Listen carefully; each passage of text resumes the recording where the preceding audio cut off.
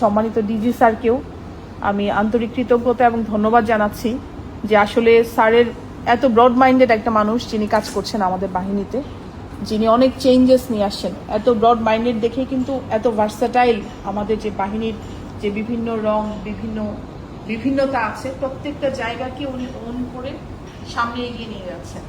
তো স্যার আপনাদেরকে একটা সুযোগ দিয়েছে এখানে আসার জন্য, এবং আমি আপনাদের সাথে থাকতে পেরে এটা আমার জন্য অনেক সুন্দর একটা অনুভূতি যে স্কুল অফ লাইফের এখানে আমি দেখছি যে দ্য লাইফ লাইনার এবং যাদের ইনোসেন্ট হাসি, নিষ্পাপ হাসি এবং উচ্ছলতার মধ্যেও একটা গাম্ভীর্য, যেখানে কোনো উচ্ছৃঙ্খলতা নেই।